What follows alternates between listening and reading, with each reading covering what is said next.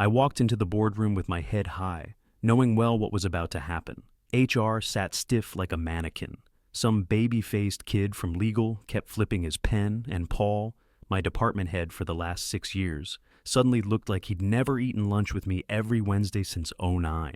Couldn't even meet my eyes. "Your role has been deemed redundant," the HR rep said, like she was reading off a menu. No handshake, no thank you. Just a manila folder with my name spelled wrong and some mumbled corporate nonsense about restructuring. I looked at Paul. "That it?" I asked. He stared down at the table like a coward. Not a single word. 21 years. I was the first non-founder hire. Back when the office was a half-flooded strip mall space in Tempe with no heat.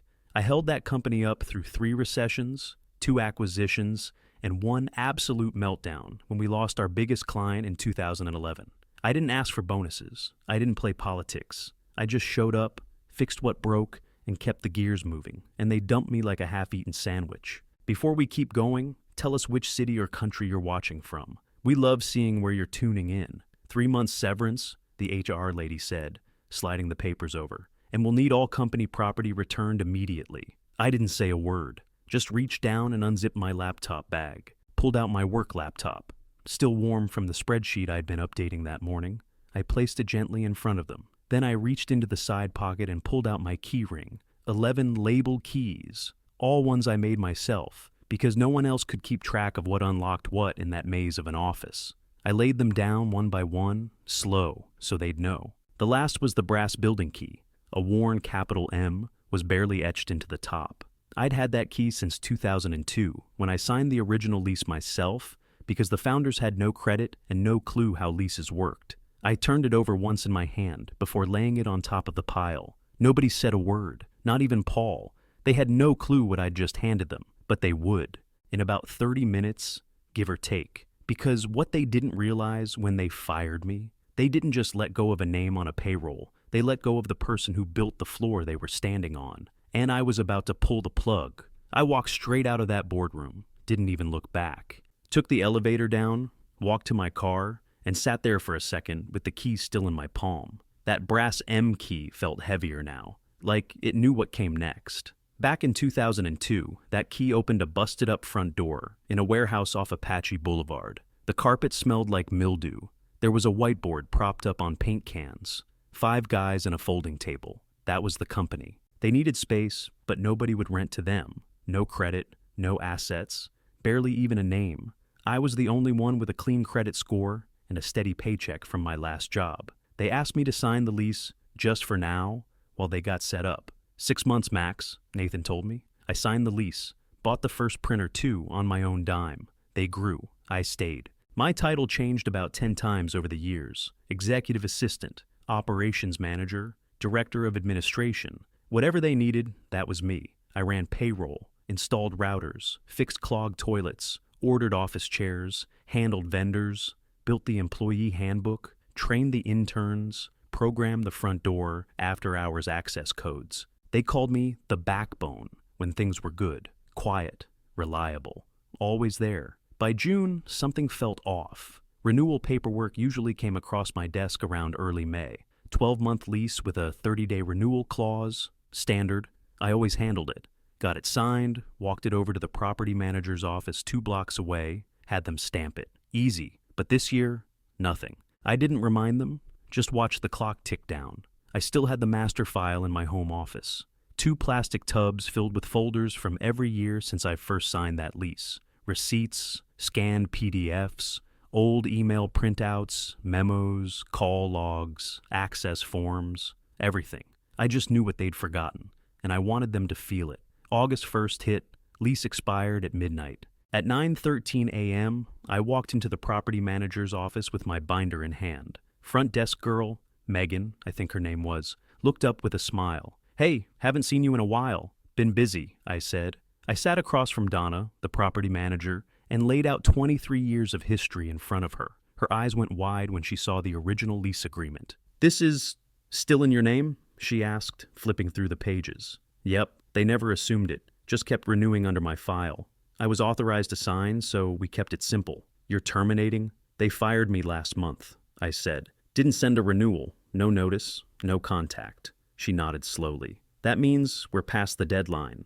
30-day grace period's gone. Exactly, I said. So I'm terminating it, effective immediately. Donna tapped her pen on the desk. You sure? Positive. I'm the leaseholder, and I'm done. She slid the termination form over without another word. I signed it right there, bold and clean. One stroke and 23 years were gone. As I stood to leave, Donna said, They're gonna be in for a surprise. They'll figure it out, I said, picking up my binder.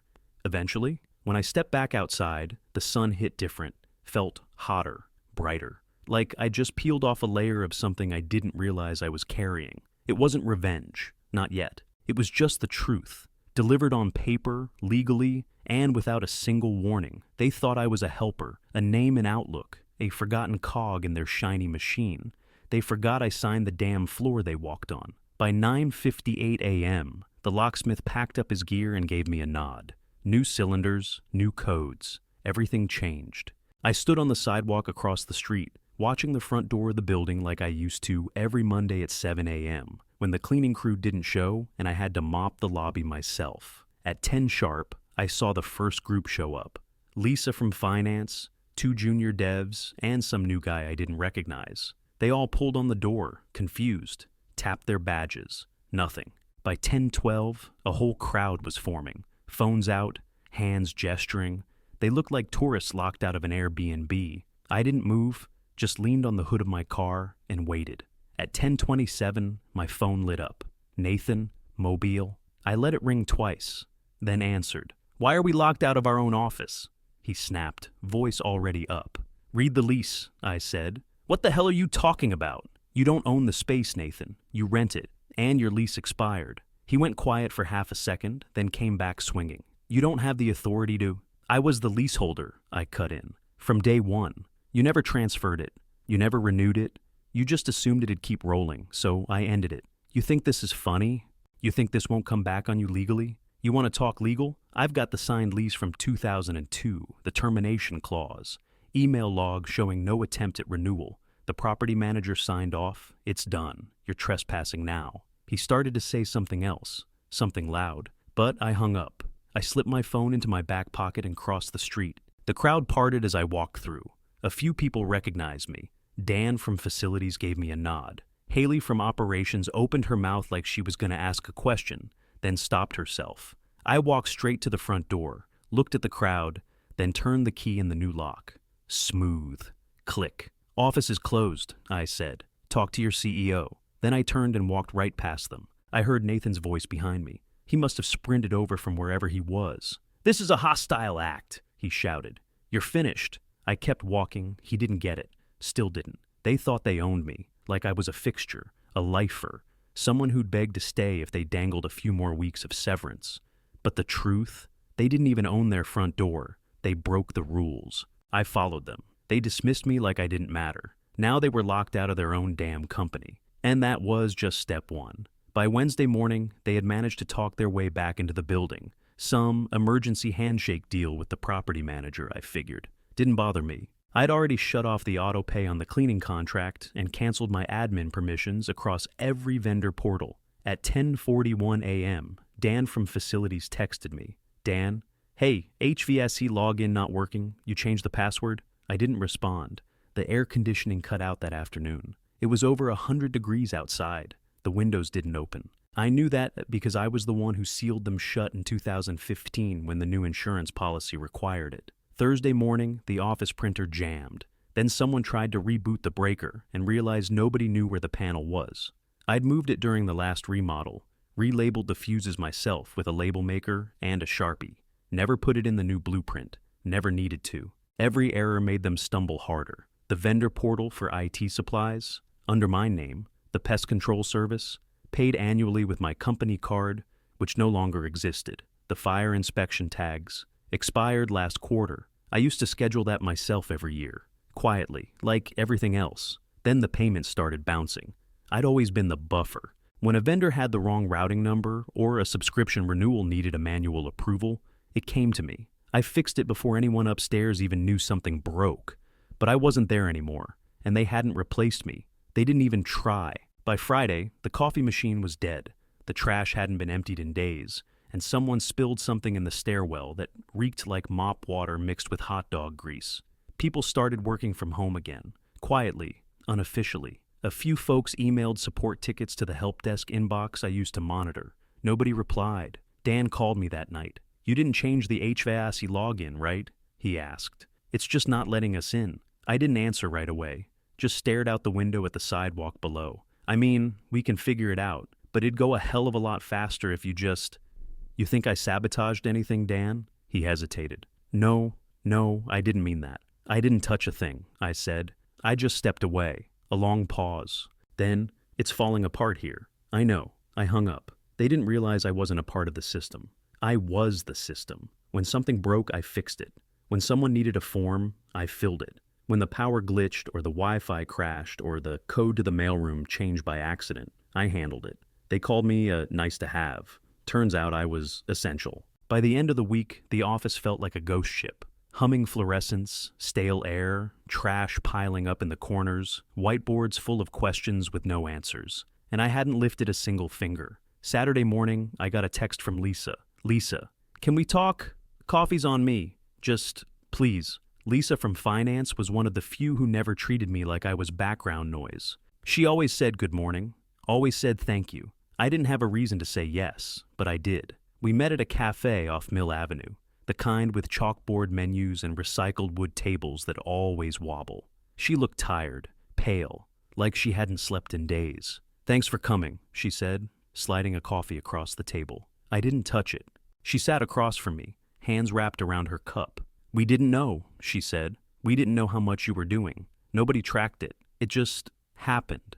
"Because I made it happen," I said. She nodded fast, like she'd rehearsed it. "I'm sorry. You didn't deserve to be let go like that." "No, I didn't." She opened her laptop. "There's something we need to figure out. The insurance renewal is due next week, and the broker's asking for updated legal entity info. We can't find the original policyholder file." I waited a beat, then leaned forward. "Who's listed as the legal entity on your liability insurance?" She blinked. "I don't know." I sat back. Let the silence stretch. Let it sit. The espresso machine hissed behind us. Outside, someone revved a motorcycle. Inside that silence, I watched her finally realize the answer. "Is it you?" she asked quietly. I didn't nod, didn't speak. Everything. Pest control, maintenance, software renewals, even the liability insurance pointed to me. They never bothered updating the names, never reviewed the accounts. I'd been holding up that building like scaffolding, and they kicked me out thinking it'd all stay upright. "I can talk to Nathan," Lisa said. "We can fix this, right?" I finally took a sip of the coffee. It was cold. "I'm not coming back," I said. She flinched like I'd slapped her. "I didn't mean that. I just meant maybe you could help us fix the paperwork, help us stabilize." "I gave that place 21 years, I said. "Every login, every lease, every utility account has my name on it. Not out of ego, out of trust. And they tossed me like a broken stapler." Lisa looked down at her cup. She didn't argue. "I'm not here for revenge," I said, "but I'm also not here to help anymore." She looked up, eyes red. "I just wanted to say, I'm sorry." I believed her. Lisa meant it, but sorry doesn't reroute a foundation once you've cracked it. And they'd cracked the whole damn thing. I left the cafe and went straight downtown. No hesitation, no detour. The county courthouse was half empty that afternoon, fluorescent lights buzzing like tired bees. I walked to the clerk's window, handed over the paperwork, and slid my ID across the counter. "Termination petition?" the clerk asked. "Leaseholder versus occupant," I said. She stamped the top page and flipped through the forms. "Looks clean. You'll get confirmation by email." By Friday, the email came. Subject line, petition accepted. Leaseholder, me, occupant, them. It was official. I printed the document, drove to the property manager's office, and parked out front.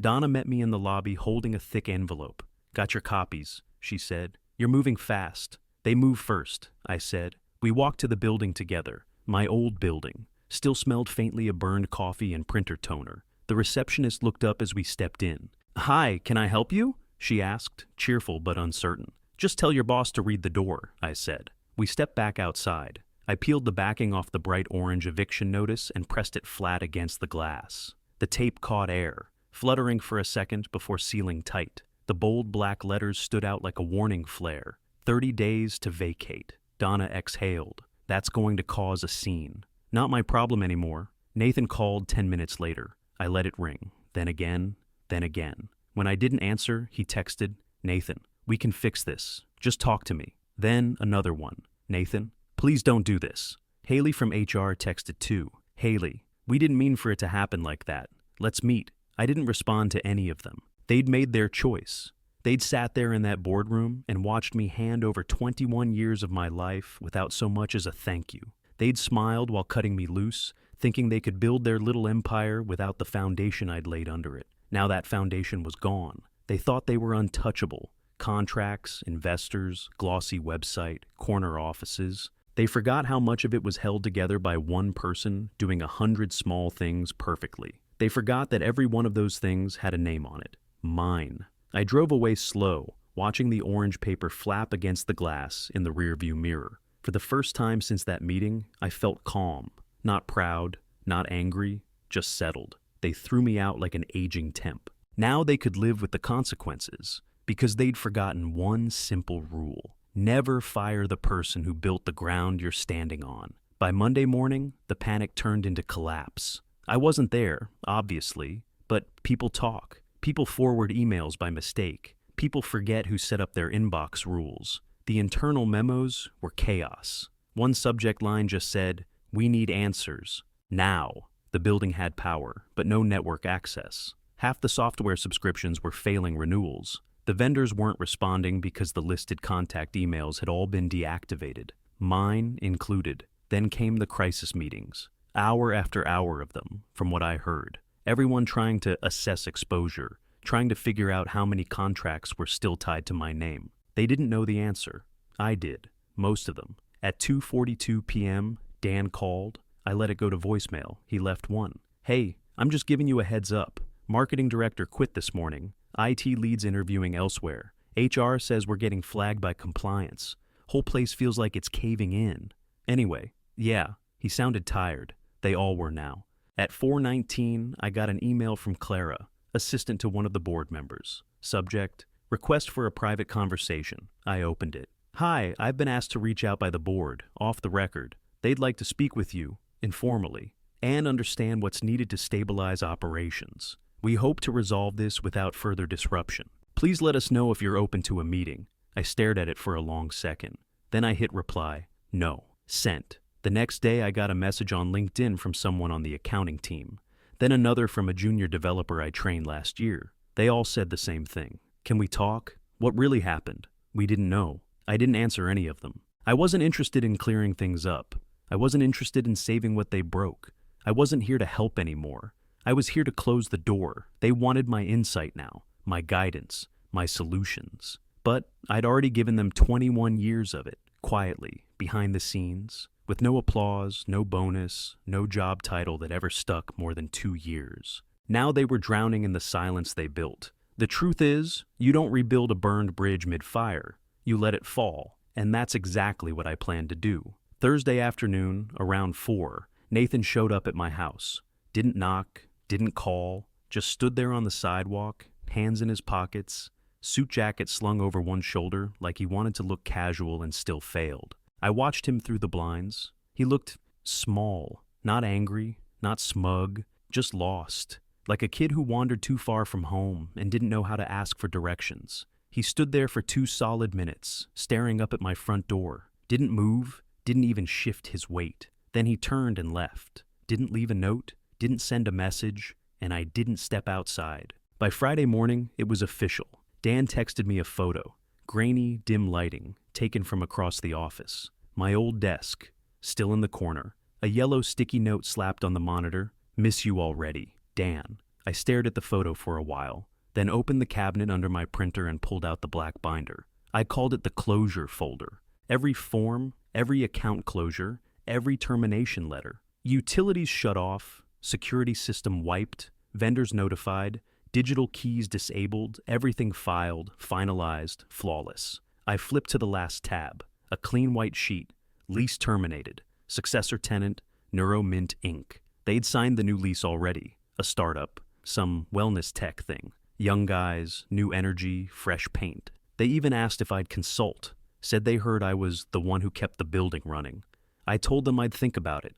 I wasn't bitter, not anymore. They could repaint the walls, scrub the floors, throw out every trace of what used to be there. Didn't matter. The people who mattered already knew, and the ones who didn't, they were gone. I closed the binder, slid it back in its place, and leaned back in my chair. There was nothing left to fix, nothing left to explain, just one last thing to witness. September 5th. Clear skies, cool breeze, quiet street. The county marshal pulled up at exactly 8:07 a.m., right on schedule.